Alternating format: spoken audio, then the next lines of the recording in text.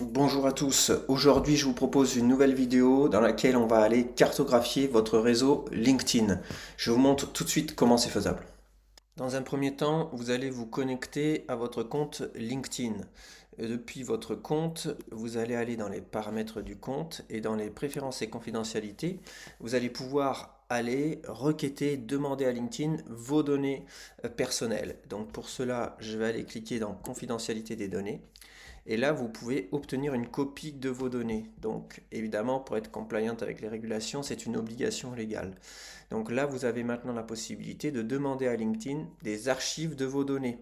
Celles qui vont nous intéresser à nous, ce sont des données de connexion, c'est-à-dire qui vraiment appartient à votre réseau, de sorte à le cartographier.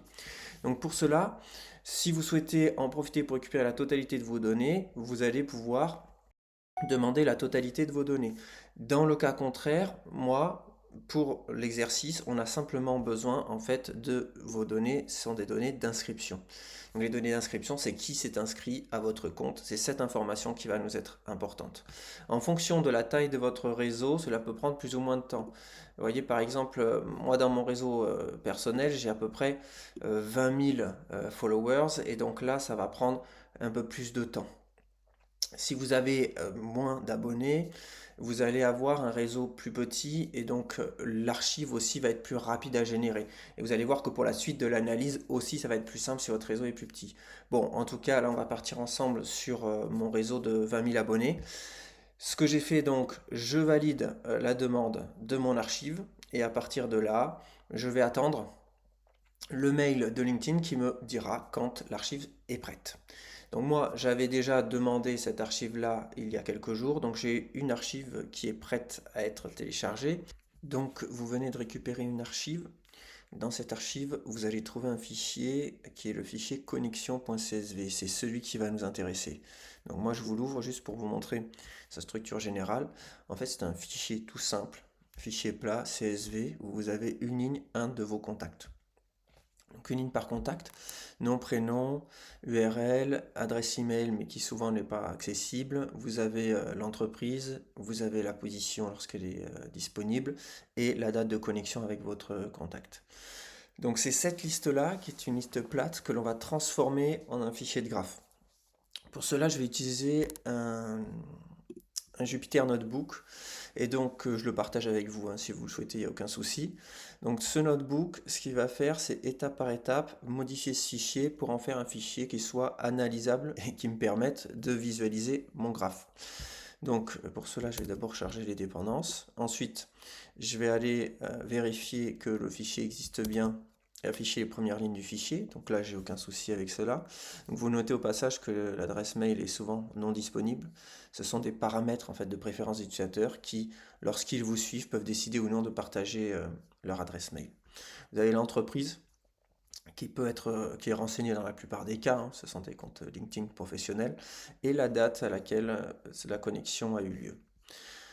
Lorsque j'ai ça, moi ce que je vais faire, c'est que je vais essayer de préparer petit à petit ce fichier pour visualiser mon graphe. Et donc la première chose que je vais faire, c'est que je sais que je vais avoir des entités à relier les unes aux autres. Et ces entités-là, je veux leur associer un label, un nom.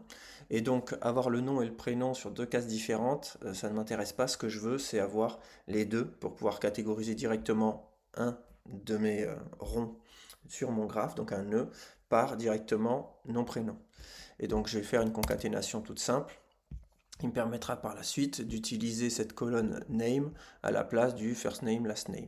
Voilà. Je vais bien sûr garder l'entreprise, la compagnie, puisque c'est elle qui va être importante pour la suite.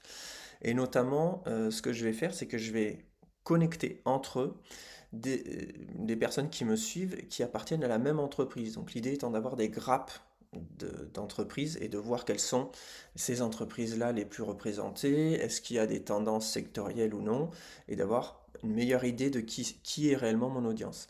Alors c'est vrai que ça peut paraître un peu brutal de connecter d'office deux personnes qui travaillent dans la même entreprise. Elles peuvent se connaître, mais elles peuvent aussi ne pas se connaître.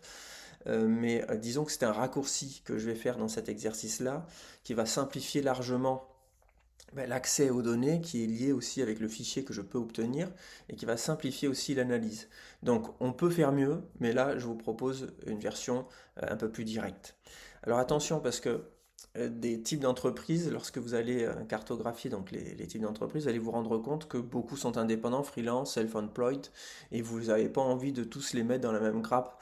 Vous avez plutôt envie de les ignorer puisque ce sont des personnes qui sont seules la plupart du temps, en tout cas les indépendants, les freelances sont des personnes qui sont seules et donc en fait elles n'ont pas à être connectées les unes avec les autres. Ce que je vais faire c'est que je vais faire un filtrage intelligent pour écarter à la fois tous ceux qui ont des noms d'entreprise qui paraissent pas crédibles ou qui sont incomplets et ceux qui sont voilà, dans cette catégorie que j'ai mis à exclure. Et pour les autres, ce que je vais faire, c'est que je vais créer les liens dont je vous parlais. Donc, je vais exécuter ma cellule et je vais créer les liens donc, entre les personnes qui travaillent dans les mêmes entreprises, qui ne soient pas des freelances et dont le nom de l'entreprise est valide. Une fois que j'ai cela, ben, je vais pouvoir voir des 20 000 contacts que j'avais et combien est-ce qu'il en reste. Et donc là, je vois que j'en ai par exemple 18 537 qui restent. Donc ça, c'est intéressant. Et 33 000 liens entre eux. C'est cette base-là que je vais maintenant cartographier visuellement. Donc la dernière étape, c'est simplement de générer un fichier, qui est un fichier donc j'ai appelé linkedin-connections.graphml, qui est un fichier que je viens de générer, donc je vais pouvoir vous montrer ici. C'est un fichier qui est la structure du XML et qui est simplement en train de lister la quantité de nœuds que j'ai dans mon graphe et le lien que je vais avoir entre ces entités-là. Donc un graphe, c'est deux entités toutes simples, hein, des nœuds et des liens qui raccordent les différents nœuds. Donc là, j'ai donc des tags pour les nodes. Les nodes sont caractérisés, donc, comme je vous le disais, par cette combinaison nom-prénom, ainsi que par l'entreprise dans laquelle ils travaillent. Donc ça, ce sont des informations qui sont directement obtenues depuis le fichier de base. Et moi, j'ai rajouté donc tout à l'heure ces liens entre les personnes qui travaillent dans les mêmes entreprises. Donc là, quand je descends, ici, vous allez voir que j'ai des notes, mais je vais aussi passer au age. Et donc là, par exemple, les age me permettent de voir qu'il y a un lien qui va être créé entre deux personnes de l'entreprise Chanel. Euh, parce qu'elles travaillent dans la même entreprise qu'est Chanel. Et si je descends un peu plus bas, je vais avoir d'autres liens qui vont être créés. Et cette fois-ci, ce sera d'autres entreprises. Donc là, je vois quand même que j'ai pas mal de personnes de Chanel. Et je vais descendre, je vais avoir la même chose pour Groupe Crédit Agricole, pour Mazars, etc., etc., etc. Donc c'est exactement ça que je vais maintenant essayer de cartographier. Pour cela, je vais utiliser un outil qu'on appelle Gephi. Donc Gephi, c'est un outil qui est développé en Java, qui est gratuit, qui vous permettra de visualiser les graphes. Donc moi, je vais ouvrir Gephi. Donc, je suis dans Gephi et je vais aller maintenant chercher mon fichier. Donc, je vais aller ouvrir mon fichier GraphML. Je vois qu'il a bien été lu et que Gephi a identifié le nombre de nœuds, le nombre de liens. Donc là, aucun souci. Et par défaut, il me fait une visualisation aléatoire. Ce que je vais vouloir faire, c'est cartographier ça, voir les différentes grappes, donc mettre du sens dans ce réseau. Et là, pour le moment, il n'y a absolument aucun sens. Donc, je vais simplement passer les nœuds en gris pour déjà commencer à apercevoir toute cette population d'individus qui me suivent. Et maintenant, je vais, en première étape, exécuter le degré des nœuds, c'est-à-dire compter le nombre de liens qu'a chacun. Ça va me permettre de pouvoir distinguer les individus qui sont finalement seuls de leur entreprise à me suivre, ceux qui ne sont que deux de leur entreprise à me suivre, de ceux qui sont peut-être 50, 60, 70 de la même entreprise à me suivre. Et là, ce que je vais faire, c'est que je vais utiliser donc ce chiffre-là, donc le degré du nœud, pour faire un premier filtrage. Et donc là, j'ai une option de filtrage. Et je vais aller filtrer par rapport à la topologie, la plage des degrés. Et vous voyez, ça évolue en gros entre 0 et puis 75 personnes de la même entreprise qui me suivent. Je vais mettre un seuil à 2, simplement pour dire, voilà, je vais écarter, s'il y a que deux personnes d'une entreprise qui sont dans mon réseau, je vais les écarter parce qu'il y en a tellement que je vais essayer de focaliser surtout sur les autres, essayer de comprendre finalement de qui est constitué mon réseau LinkedIn, quelles sont les entreprises qui sont prédominantes vraiment dans ce réseau. Est-ce que c'est uniquement des entreprises de secteur de l'éducation, vu que je suis dans ce secteur-là? Est-ce que c'est plus vaste que ça? C'est ce qui m'intéresse et je vais essayer de voir quelles sont les tendances qui ressortent. Donc là, j'ai fait un filtrage et vous voyez, il me reste plus que 4602 nœuds. En fonction de votre réseau, vous effectuez ou non le filtrage. Moi, je fais le filtrage aussi pour une autre raison toute simple. C'est pour pouvoir avoir une visualisation correcte, pour pas avoir un empilement trop grand de nœuds. C'est aussi parce que les performances de ma machine sont limitées. Donc voilà, si vous avez un réseau qui est plus modeste, il n'y a pas de souci à garder tout et à écarter cette étape. Maintenant, une fois que j'ai fait cela, je vais commencer à spatialiser les nœuds, c'est-à-dire je ne vois pas où sont les liens, donc je vais rapprocher les individus qui sont connectés entre eux et écarter les autres. Donc pour cela, j'ai l'onglet spatialisation, et je vais aller chercher Fruchterman-Reingold et je vais pouvoir exécuter cette spatialisation de Fruchterman-Reingold. Donc cette spatialisation, vous allez voir que petit à petit, alors je vais changer la vitesse pour aller un peu plus vite, elle va nous permettre de faire apparaître des grandes grappes. Alors la vitesse on peut la modifier, sinon on attend un tout petit peu. Je dézoome pour voir ce qui se passe dans le graphe. Ici vous avez la possibilité de recentrer le graphe. Donc voilà, ça peut être utile si jamais vous vous perdez dans la visualisation. Et là petit à petit vous voyez les grappes qui apparaissent. Donc là j'ai des petites grappes qui sont en train de se regrouper. Donc on va attendre que cette visualisation se stabilise un petit peu. Et ensuite, ce qu'on va aller faire, c'est qu'on va aller identifier ces grappes. Qui sont les entreprises qui sont dans ces grappes-là? Qui sont les individus qui sont dans ces grappes? Et ce qui va me permettre, moi, d'identifier des potentielles opportunités, à la fois dans mon secteur, mais à la fois dans d'autres secteurs. D'identifier des possibilités de nouvelles de connexion, de projets en commun. C'est aussi ça qui est intéressant, c'est-à-dire que quand vous avez uniquement les statistiques des personnes qui ont réagi à votre post ou de statistiques agrégées, vous ne vous rendez pas forcément compte de tous ceux qui sont passés à côté de votre message et peut-être sont passés à côté de votre message parce que vous ne vous adressez pas en fait directement à eux. Et donc là, c'est aussi moi, des surprises que j'ai eues en faisant cette analyse, c'est que je me rends compte que mon réseau est finalement plus vaste en termes d'hétérogénéité que ce que je pensais. Et donc il y a certaines personnes qui ne doivent pas se sentir vraiment ciblées par mes messages parce que mes messages sont plus orientés selon ma vision de ce qu'est mon réseau plutôt que ce qui est réellement mon réseau. Et c'est là où c'est intéressant d'aller chercher et d'aller voir à quoi ressemble réellement mon réseau, qui constitue mon réseau. Et là, vous allez comprendre peut-être pourquoi vous avez finalement des engagements qui ne sont pas si forts par rapport à la taille globale de votre communauté. Donc ici, ça commence à stabiliser, donc c'est intéressant. Je vais pouvoir arrêter la spatialisation puisque ça se stabilise. Donc j'arrête. Et à partir de là, donc j'ai mes différentes grappes. Donc vous voyez, j'ai des grappes qui sont beaucoup plus grandes que d'autres. J'en ai certaines qui sont plus petites. Mais toutes ces grappes correspondent à des entreprises et à des personnes qui travaillent dans ces entreprises et qui me suivent. Donc, ce que vous pouvez vouloir faire par exemple à ce stade, c'est de regarder un nœud en particulier et de pouvoir l'identifier, savoir tiens qui est où dans ce réseau. Donc là je peux utiliser le T qui est en bas et il va m'afficher tous les noms prénoms. Alors évidemment il faut ajuster l'affichage pour avoir quelque chose de lisible, c'est pas forcément évident mais on va ajuster, on va réduire, on va réduire, on va réduire. Et là quand je vais zoomer maintenant sur une grappe, je vais pouvoir voir les différents membres de cette grappe. Vous les retrouvez aussi sous forme plus d'un fichier Excel dans le laboratoire de données, où là je vais pouvoir voir les entreprises et les individus qui sont dans le réseau.